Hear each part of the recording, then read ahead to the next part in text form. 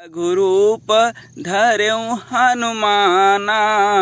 हनुमान जी अति लघु रूप नहीं, छोटा रूप नहीं, अति लघु रूप, मशक समान रूप, अर्थात एक बिल्ली का छोटा सा बच्चा जितना होता है उस स्वरूप में लंका में प्रवेश करते हैं।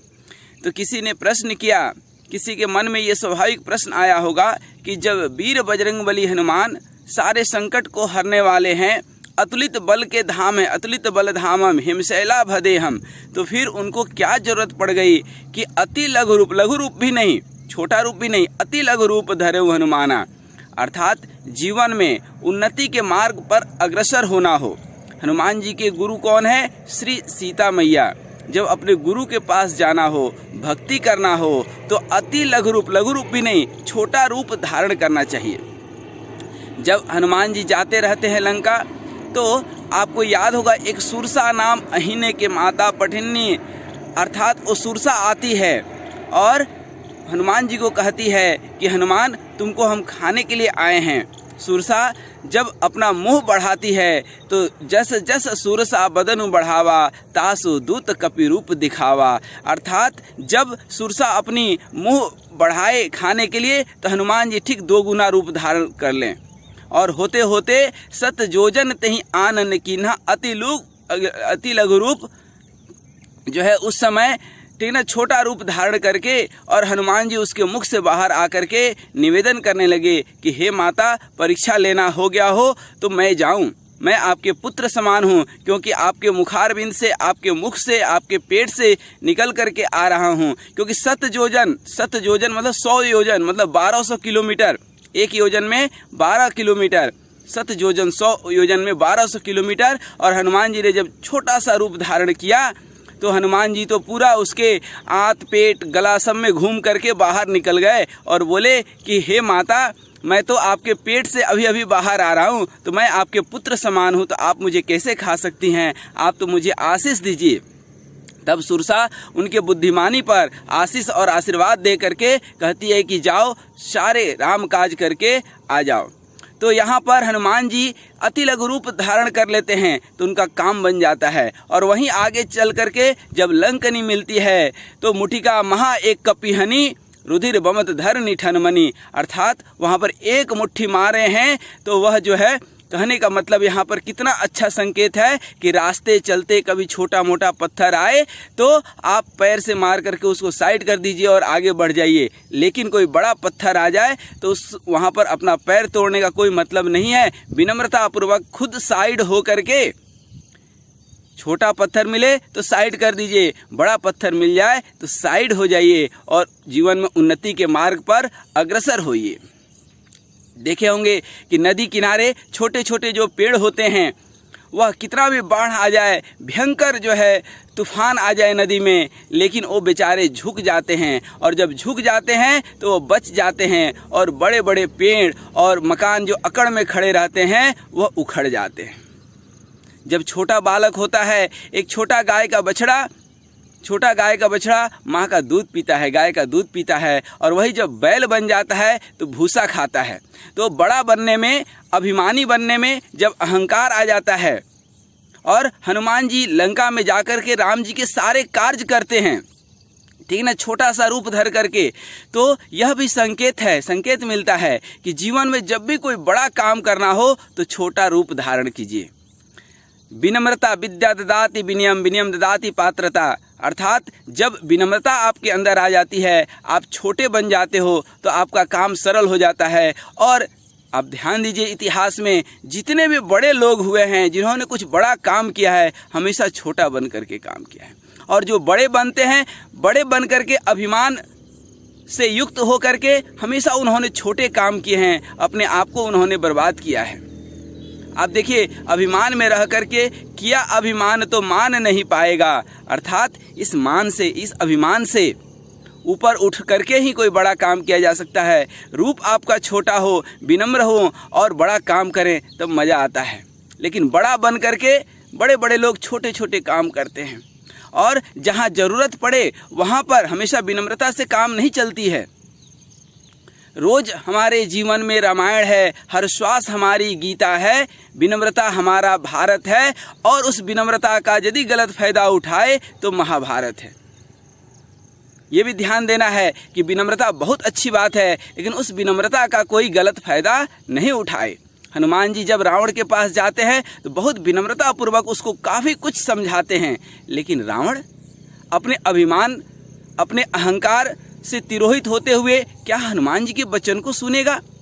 क्या अपना जीवन संवारेगा? बिल्कुल नहीं। वो तो अभिमान से लदा हुआ है, भरा हुआ है।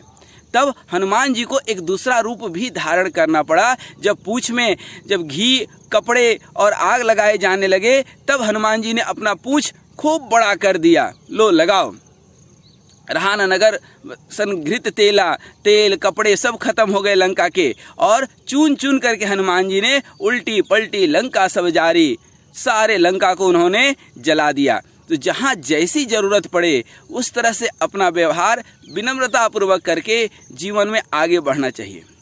जीवन में उन्नति के मार्ग पर अग्रसर होने के लिए विनम्रता बहुत ज़रूरी है।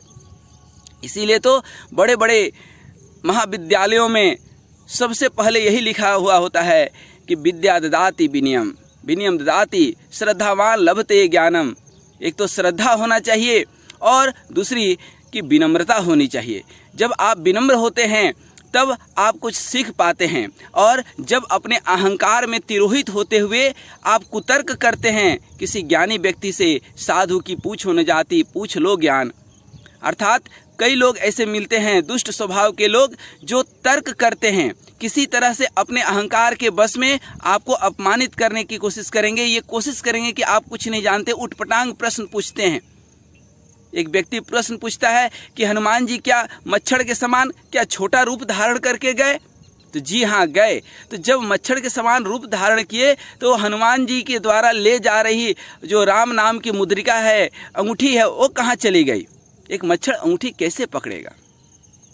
प्रश्न स्वाभाविक था, सरल था, लेकिन उसका उत्तर भी तो सरल है कि उस लंका में 52 गज के लोग रहा करते थे। 52 गज मतलब लगभग 150 हाइट के उस जमाने में पहाड़ के जैसे राक्षस हुआ करते थे। और जिस लंका में पहाड़ के जैसे राक्षस हों, इतने बड़े बड़े राक्षस हों, तो वहाँ क्या मच्छर इतना छोटा होगा? अरे भाई, मच्छर भी तो उसी हिसाब से होगा ना। तो अंगूठी की दिक्कत नहीं है, तो ये अपनी सोच की दिक्कत है। तो हनुमान जी विनम्रता पूर्वक, और एक चीज़ ध्यान दें कि हनुमान ते ही परसा, जब समुद्र के अंदर स्थित मैनाक पर्वत आकर के हनुमान जी को कहता है कि हनुमान जी आप थक गए होंगे, थोड़ी सी विश्राम कर लीजिए। तो जब कोई निवेदन पूर्वक आपकी सेवा भाव से कुछ कहे तो आप भले उसकी सेवा स्वीकार करें या न स्वीकार करें, लेकिन उसको आप धन्यवाद जरूर दें। हनुमान ते ही परसा कर पुनि किन्न विश्राम, राम काज किए बिनु मोहि कहाँ विश्राम। हनुमान जी कहते हैं ये बहुत अच्छी बात है, बहुत बहुत धन्यवाद, लेकिन मेरा संकल्प है, कोई विकल्प नहीं है। संकल्प है कि पहले राम जी का काम कर दें, उसके बाद विश्राम करेंगे। तो विनम्रता पूर्वक, और जो आपका लक्ष्य है लक्ष्मण अर्थात लक्ष्मणमुखी, जिसका जो है दिशा हमेशा अपने लक्ष्य की ओर हो, वही लक्ष्मण है और वही राम जी के छोटे भ्राता हैं। तो जीवन में लक्ष्मण बनने की कोशिश कीजिए और राम को अपने हृदय में रख करके काम करते रहिए विनम्रता पूर्वक हनुमान जी के तरह, तो हर काम आपका सफल होगा। और सफलता का प्रतीक क्या है? सफलता का जो है संकेत क्या है? राम नाम अंकित अति सुंदर। हनुमान जी से कोई पूछा कि आप लंका गए थे? हनुमान जी कहे कि नहीं, मैं लंका नहीं गया था। अरे ये कैसे हो सकता है? ये कैसे हो सकता है? सारी दुनिया ने आपको देखा लंका जाते हुए।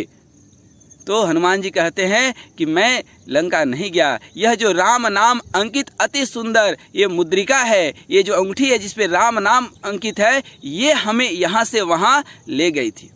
दुनिया में दो चीज़ है, एक कथा और व्यथा। जीवन में जब कथा उतरती है तो व्यथा दूर हो जाती है, लेकिन जीवन में कथा एक जो है, हम सोचते हैं कि हम मंदिर जाते हैं, हम जो है कहीं सत्संग में जाते हैं, हमें संत मिलते हैं। नहीं नहीं नहीं नहीं नहीं, ये तो मंदिर जी की कृपा है, ये तो हनुमान जी की कृपा है, ये तो भगवान की कृपा है कि आपको वह मंदिर बुला लेते हैं। नहीं तो बहुत लोग तो 10 बजे तक सोते रहते हैं।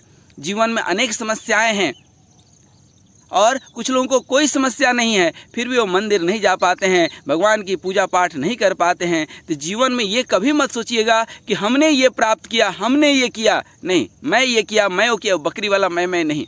जो भी आप करते हैं भगवान को समर्पित करते चलिए, क्योंकि यह भगवान है, यह ऊपर वाले की कृपा है जो आपको मंदिर बुला लेते हैं, जो आपको जो है सत्कर्म में, सत्संग में लगा देते हैं। यह उनके कृपा है, आप उनके कृपा के पात्र हैं। ये समझ करके सीताराम सीताराम कहिए, जाहे विधि राखे राम, ताहे विधि रहिए।